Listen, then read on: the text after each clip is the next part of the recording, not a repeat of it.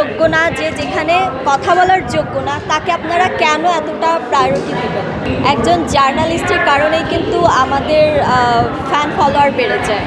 তারা যে পরিমাণে আমাদের কাজের প্রমোশন করে, শুধু কাজের পাশাপাশি আমাদের নিজের ব্যক্তিকেও অনেক প্রমোশন করা হয়। তো ওই প্রমোশনের মাধ্যমে কিন্তু আজ আমরা অনেকে আছে যে কাউকে চিনিও না, জানিও না, হুট করে ফেসবুকে চলে আসলো, মিলিয়ন মিলিয়ন ভিউজ হচ্ছে। কাদের কারণে? আপনাদের কারণে, রাইট?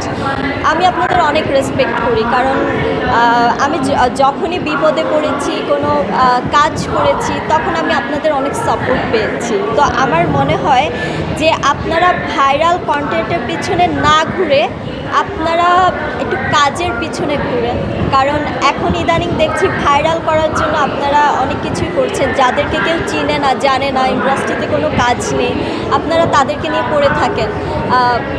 মানে কোনো একটা শোতে বা কোনো একটা অনুষ্ঠান আপনারা দেখলে দৌড়ে চলে আসেন কেন? আসলে দোষটা আপনাদের। যে যেখানে দাঁড়ানোর যোগ্য না, যে যেখানে কথা বলার যোগ্য না, তাকে আপনারা কেন এতটা প্রায়োরিটি দেবেন? আপনারা আপনাদের শিল্পীদের, আর্টিস্টদের, যারা অনেক পরিশ্রম করে, তাদের কাজটাকে আপনারা গুরুত্ব দেন। এবং ধরেন, হ্যাঁ, একজন পরিমণি, একজন নুসরাত ফারিয়া, একজন বিদ্যাসিনা মিম, একজন মাহিয়া আপু, বুবলি আপু, অপু বিশ্বাস আপু, যখনই কেউ আসবে আপনি তাদেরকে প্রায়োরিটি দেন। এবং অন্যান্য আর্টিস্ট যারা আছে, নাটকের অ্যাক্টর, অ্যাক্ট্রেস, সবাইকেই প্রায়োরিটি দেন। আপনার এমন আছে যে দুই একটা মিউজিক ভিডিও করলো, তাকে নিয়ে আপনারা ভাইরাল কন্টেন্টের জন্য আপনারা আপনাদের সামনে যে মাইক্রোফোনটা ধরছেন। আর তাছাড়া আমার মনে হয় যে এই সাহসটা পেয়েছে আপনাদের কারণে। আমি এইটা আপনাদের উপর দোষ দিই। আমি